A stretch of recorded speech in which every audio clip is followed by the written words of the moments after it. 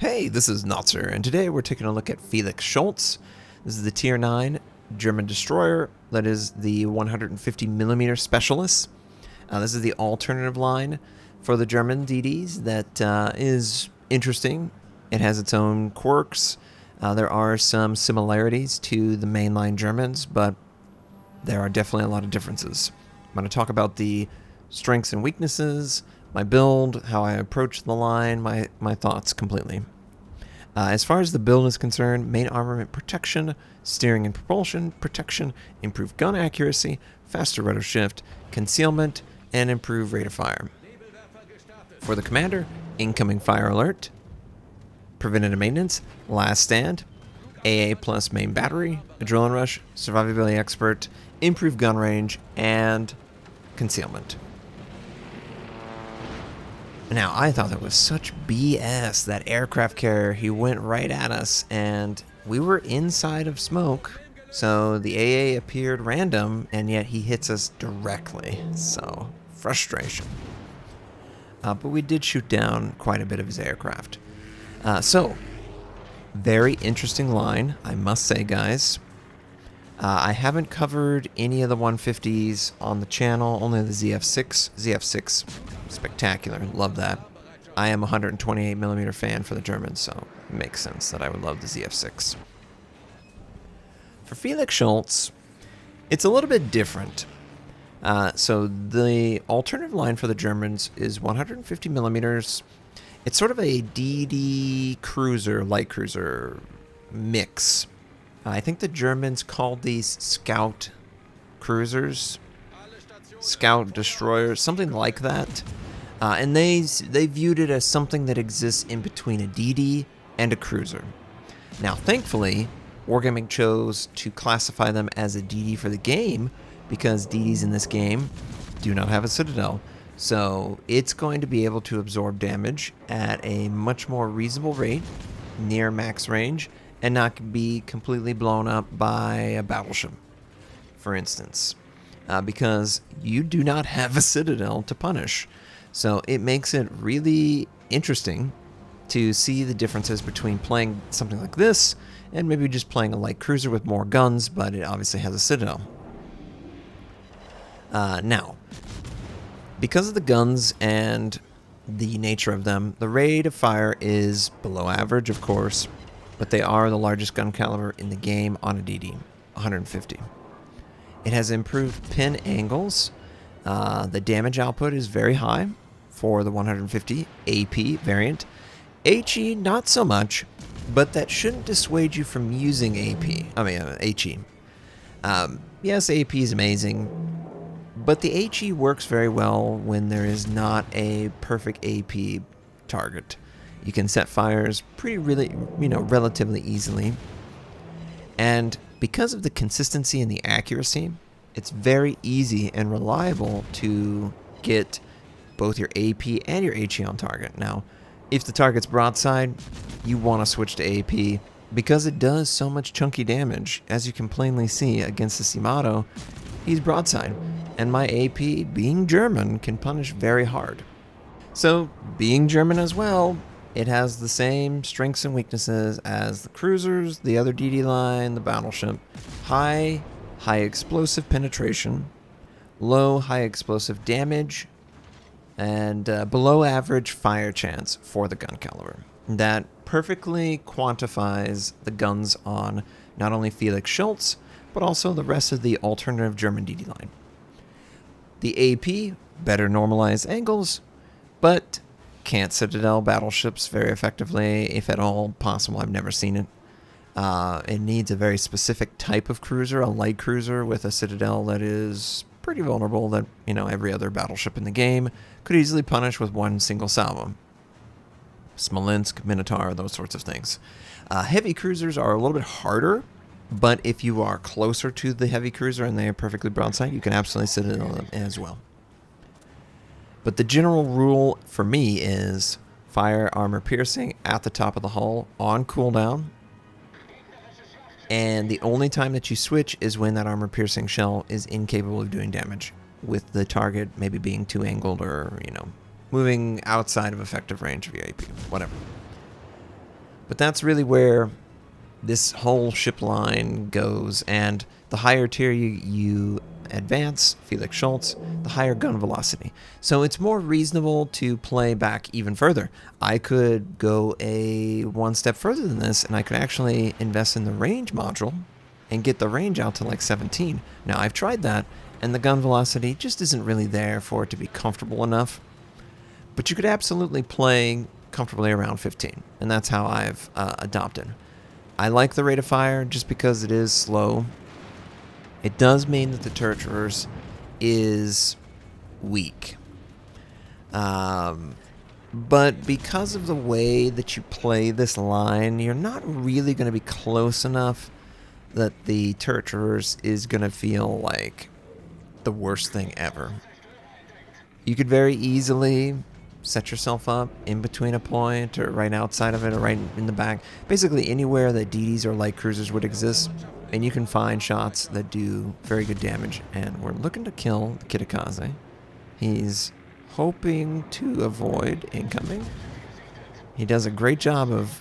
Oh, he misses it all except for the last one. It comes with 3 smoke screen consumables, and it's just like other German smoke screen. It's not short duration like the Brits. It's not even, exhaust smoke like the Italians. It's just a lower duration smoke screen of what you would be familiar with. It's not the worst thing that it is this way, because I've had a lot of great success just playing with the angles, using islands, and honestly, even if they see me, they have to hit me, and I stay back. Extra health on top of the largeness of the ship. They pretty much are cruiser in size, DD in class. If you want to look at it as a way to, decide where you want to play. If you want to play inside smoke, behind an island, open water, it's your choice. Got this Edinburgh, which would be a perfect target to showcase the light cruiser penetration. Just need to locate our shells accurately, and easier said than done.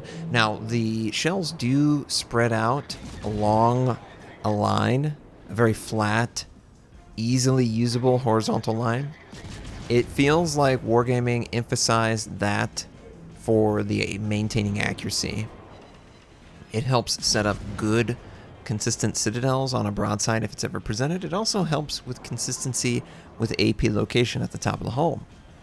I really like the way the shells disperse out onto the target area. It feels very usable, and it feels like other lines, like the attack rockets. It feels like there is a line where all the shells are trying to hit, and the only reason they're not going to hit that is if they have any Sigma that gets thrown in there to throw off the dispersion. But the shells really want to naturally flatten out, and that helps with that consistency of damage output, which it needs because there is very little consistency with the torpedoes.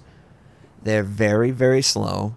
I would not invest much in them, if anything at all. I think the best thing that you can do is invest everything in the guns and everything in the guns and the survivability of the ship, and leave the torpedoes as sort of an afterthought, and allow them to just be used on cooldown in choke points and slow areas. That's where I have found the sea mine type of gameplay to work out better for me.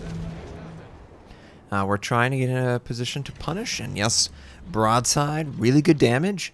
Unfortunately, we were the spotting ship, so he's going to just hide, most likely. Lepanto is trying to escape. And of course we're going to have our gun reloaded.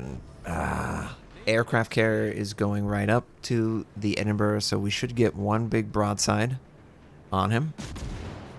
And locating the shells, unfortunately we switched to high explosive. If that was armor piercing, most likely Citadel, or at the very least do more damage. And yeah, you can see, really great, consistent grouping. If we're going to get our slow sea mine torpedo damage, I don't think we're actually going to hit the Conqueror, unfortunately. Yep, no. These torpedoes are so much of a pain in open water. Such a pain. I'm going to slip right by this torpedo. Very easy. You don't want to be complacent. It's very easy to punish these guys because they need to leverage slow reload guns. And their torpedoes are slow moving. They don't have hydro. Their concealment is 6.5 at best. So they definitely sit in the same conversation as French DDs, the Soviet DDs, the gunboat variant. You could choose go full concealment, or you could go maybe full gun.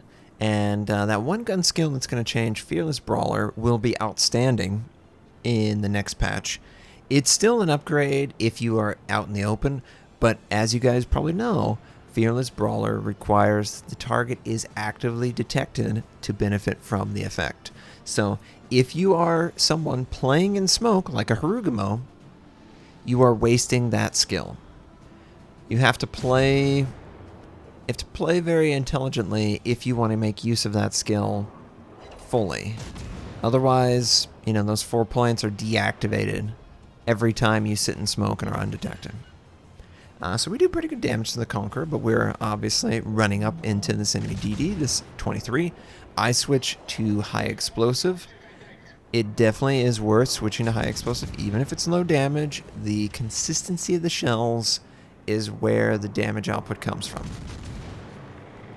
Of course, he's close enough to use his hydro. I do not want his hydro to change this. I do not have hydro. He has AP loaded. Oh yeah, another aspect of these guys. There's 25mm of armor, save for the bow and stern, all over the ship. So 25 is a nice breakpoint to discourage the 100mm Harugumo without IFHE. I think it does have 30mm of penetrator. Harugumo is a bad example. Anyway, small gun caliber DDs with high explosive, they need to consider switching to AP to bust through the 25. The 25 also just allows for a little bit more ricochet in certain situations. Not much, of course, because it's not that big of a jump. But having a little bit extra armor can be beneficial in certain matchups. And you're going to need it because this is not a DD comfortable assassin. This isn't like a Kleber. This is much more like a light cruiser that takes a DD slot. Not saying that's bad, but that's where the gameplay loop really exists for these guys. And it exists, honestly, it exists worse at the tier 7, tier 8 bracket. The tier 9 and the tier 10, I'm assuming the tier 10, of course I'm not, I've played it. But the 9 definitely, really high gun velocity, really manageable. Defensive AA, which is very useful against the enemy aircraft carrier if they want to come in. I find that the Germans really come online at like 4 kilometers for the AA. And you can see, just a little bit of an angle makes it really tough. Because he can't fire AP and he can't fire HE if he doesn't have enough pin.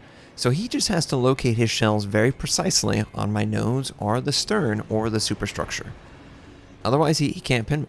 So I've found a lot of great success in just slight angling, just like any other DD, but the armor actually withstands against enemy DD shells.